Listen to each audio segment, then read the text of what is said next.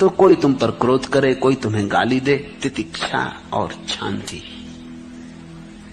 तो सहज भाव से स्वीकार कर लेना कि उसके भीतर क्रोध उठा, इसलिए उसने गाली दी। बेचारा, नाहक उसने कष्ट पाया, स्वीकार कर लेना। इसको तुम अपने भीतर कांटा मत बनने देना। ऐसा धैर्य, ऐसी शांति और ऐसी तितिक्षा बुद्ध निर्वाण को परम कहते हैं। बुद्ध कहते हैं होने योग्य तो एक ही चीज है, निर्वाण। बाकी जो होता है उसको तो स्वीकार कर लेना। किसी ने गाली दी, किसी ने प्रशंसा की, किसी ने कहा बड़े सुंदर, किसी ने कहा बड़े कुरूप, ये सब कुछ होने जैसा नहीं, इसका कोई मूल्य भी नहीं है। इसको चुपचाप स्वीकार कर लेना कि ठीक, जैसी आपकी मर्जी, भले लगते भले, बुरे लगते बुरे। इस सब पर जरा भी श्रम मत लगाना और इस सब पर जरा भी दृष्टि मत देना, क्योंकि जो होने जैसा है, जो होना चाहिए, वो तो निर्वाण है। उसकी दिशा में अपनी सारी शक्ति को लगा देना। दूसरों का घात करने वाला प्रवचित नहीं होता है, और अक्सर लोग दूसरों का घात करने में अपनी शक्ति लगा रहे हैं। कोई किसी को मार डालना चाहता है, कोई किसी को हराना चाहता है, कोई किसी को पद से गिराना चाहता है, कोई किसी को पीछे कर देना चाहता है। दूसरों में उत्सुक है, अपने में उनकी कोई उत्सुकता ही नहीं। दूसरे का घात करने वाला प्रवज्जित नहीं होता। प्रवज्या का अर्थ है सन्यास। सन्यासी वही है जो कहता है मैं अपने निर्वाण की खोज कर रहा हूं, मेरे निर्वाण का किसी दूसरे से कोई लेना देना नहीं, कोई प्रतिस्पर्धा नहीं। तुम जिस पद पर हो मजे से रहो, तुम्हारे पास जो है तुम मजे से भोगो, तुम जैसे हो ठीक, ये तुम जानो, इसमें मेरा कुछ लेना देना नहीं। सन्यासी का अर्थ है जिसकी दूसरे से प्रतिस्पर्धा नहीं, जो किसी तरह की ईर्ष्या में नहीं है। लेकिन अक्सर हमारी हालतें उल्टी हैं। हम दूसरे को मिटाने में अगर खुद भी मिट जाएं तो कोई फिक्र नहीं। मैंने सुना है एक आदमी ने बड़े दिन भक्ति की, परमात्मा प्रसन्न हुए और उन्होंने कहा मांग ले। क्या मांगता, लेकिन एक बात ख्याल रखना, जो तुझे मिलेगा तेरे पड़ोसियों को दुगना मिलेगा। उस आदमी की छाती बैठ गई। उसने कहा ये भी कोई वरदान हुआ? अरे अभिशाप कहो इसको, तो फिर मैं मांगूंगा कैसे? भगवान ने कहा वो तू जान, लेकिन इतनी तेरी क्षमता होनी ही चाहिए तो ही तू धार्मिक है, अन्यथा धार्मिक ही नहीं। ये मेरा वरदान कि जो तू मांगेगा मिलेगा तुझे दुगना पड़ोसी को। उसने किसी वकील से सलाह ली होगी कि करना क्या, इसमें से निकलना कैसे बाहर। वकील ने कहा इसमें क्या रखा? अरे ये तो बाएं हाथ का खेल है, तू ऐसा कर, पहले देख तो कि होता भी कि नहीं। तो मांग कि 7 मंजिल मकान बन जाए। मांगा, बन गया उसका 7 मंजिल, लेकिन दोनों तरफ 14-14 मंजिल मकान पड़ोसियों के खड़े हो गए। पूरा गांव 14 मंजिल का हो गया, एक वही गरीब रह गया 7 मंजिल का। वकील ने कहा ठीक, अब मांग कि हर मेरे घर के सामने एक कुआं खुद जाए, बड़ा कुआं। उसके घर के सामने एक कुआं खुद गया, पड़ोसियों के घर के सामने 2-2 कुएं खुद गए। उसने कहा मांग कि मेरी एक आंख फूट जाए। उसकी एक आंख फूट गई, पड़ोसियों की दोनों आंख फूट गई। वकील बड़ा होशियार रहा होगा, सुप्रीम कोर्ट का वकील रहा होगा। बेचारे पड़ोसी अब गिरने लगे कुएं में, क्योंकि 2-2 कुएं सामने और दोनों आंखें फूट गई, और 14-14 मंजिल के मकान। कोई मंजिल से गिर पड़ा, कोई सीढ़ियों से गिर पड़ा। लिफ्ट उस समय थी नहीं, और लिफ्ट भी होती तो क्या सार था, क्योंकि लिफ्ट चलाने वाले भी अंधे हो जाते। एक अकेला वही बचा, एक आंख वाला, उसकी प्रसन्नता का अंत नहीं। वो सम्राट की तरह घूमने लगा गांव में। एक वही था जो देख सकता था, हालांकि आधी देख सकता था अब, लेकिन उसका दुख नहीं था कि कन्वा हो गया, एक आंख का हो गया। मजा ये था कि सबकी गई। ख्याल रखना, ऐसा व्यक्ति सन्यासी नहीं हो सकता। इसलिए बुद्ध कहते हैं दूसरों का घात करने वाला प्रवज्जित नहीं होता है, और दूसरों को सताने वाला श्रमण नहीं होता है। ये 2 बातें छोड़ देना तो तुम सन्यासी होते हो। निंदा न करना, घात न करना, पाति मोक्ष में संवर रखना, भोजन में मात्रा जानना, एकांतवास करना और चित्त योग में लगाना, यही बुद्धों का शासन है। अनुपवादो अनुपघातो पाति मोक्षे चा संवरो मत्तुंजता चा भत्तंसिम पत्तंच सैनाशयम अधिचित्ते चा आयोगो एतम बुद्धान शासनम। निंदा न करना, क्योंकि निंदा का अर्थ है तुम अभी दूसरे में उत्सुक हो, दूसरे को छोटा करने में उत्सुक हो। निंदा का मतलब ही इतना, इसलिए इतना निंदा में रस है। हम कैसी निंदा बढ़ा चढ़ा के करते हैं, क्योंकि हमारे पास एक ही तरकीब है कि अगर हम सिद्ध कर दें दूसरा बुरा है तो तुलना में हम भले मालूम पड़ेंगे। हम सिद्ध कर दें कि सब चोर हैं तो तुलना में हम साधु मालूम पड़ेंगे। इसलिए हम निंदा में इतना रस लेते हैं।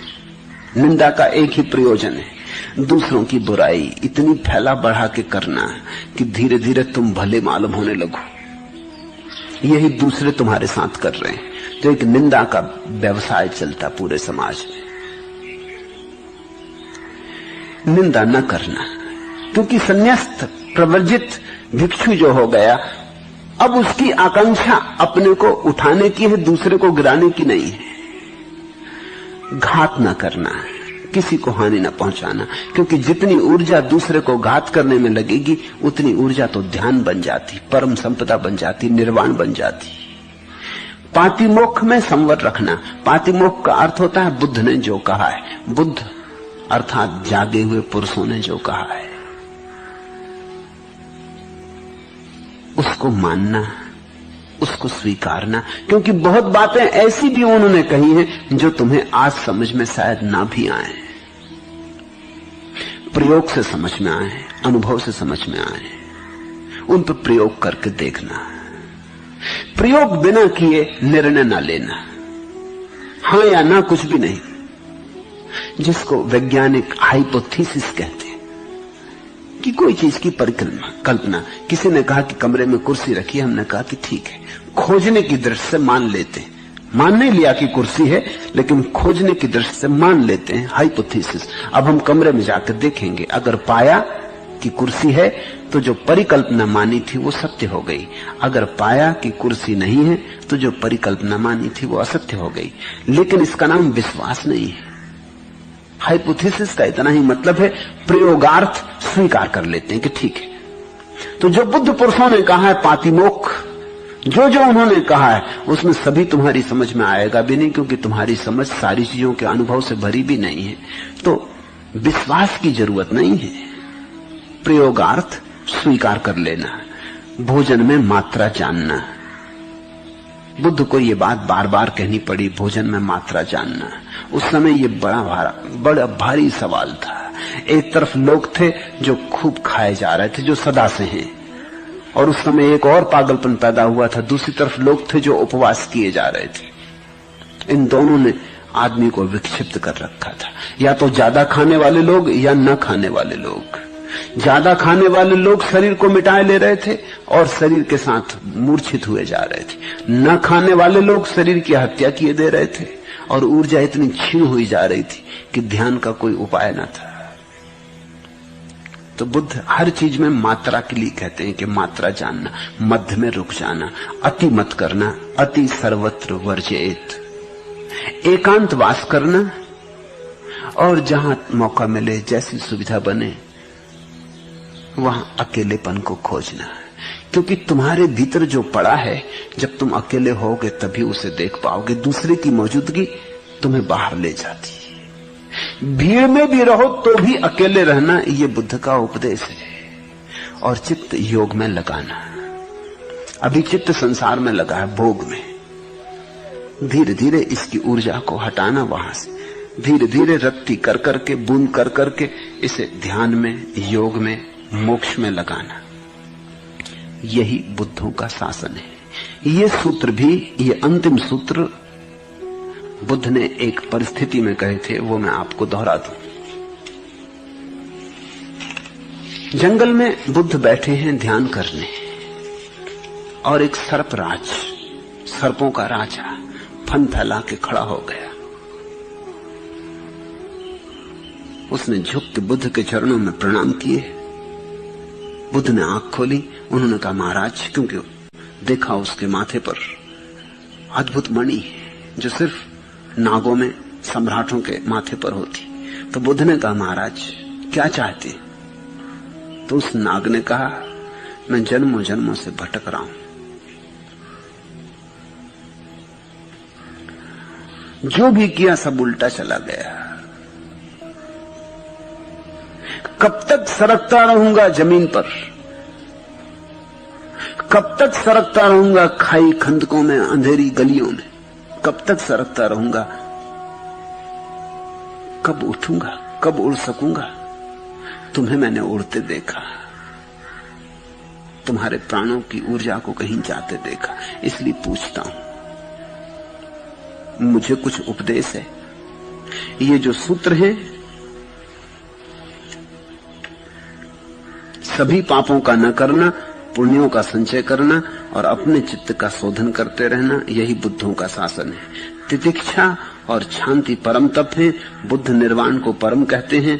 दूसरों का घात करने वाला प्रवर्जित नहीं होता और दूसरों को सताने वाला श्रवण नहीं है।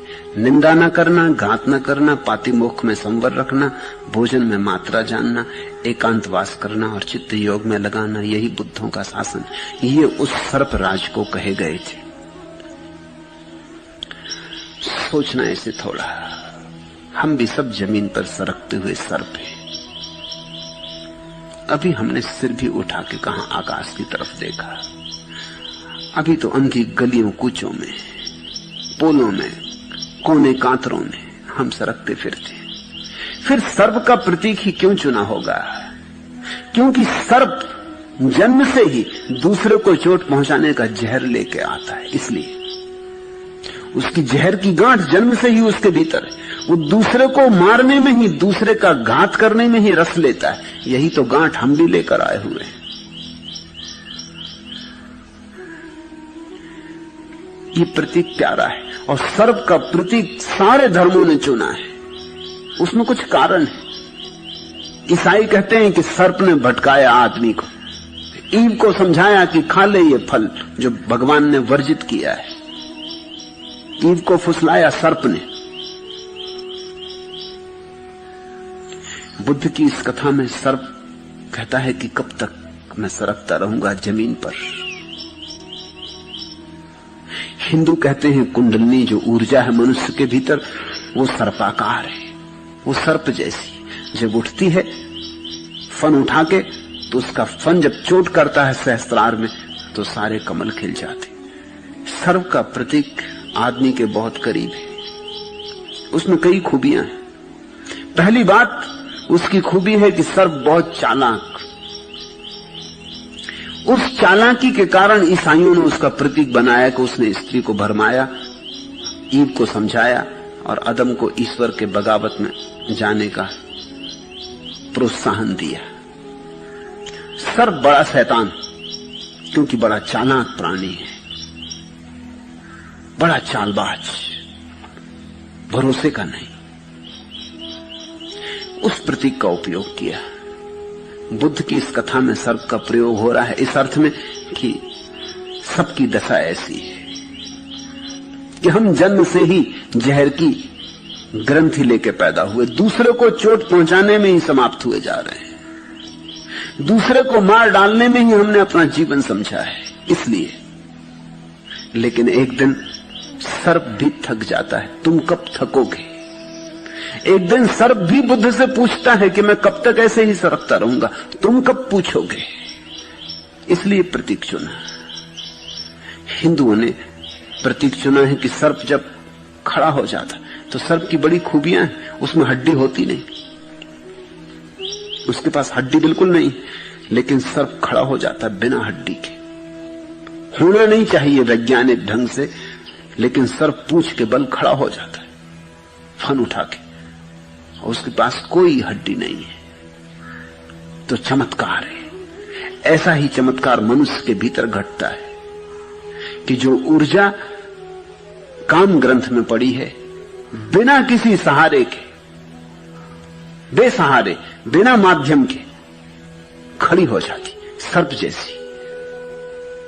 फन जाके चोट करता ऊपर और आखिरी केंद्र खुल जाता। इसलिए हिंदुओं ने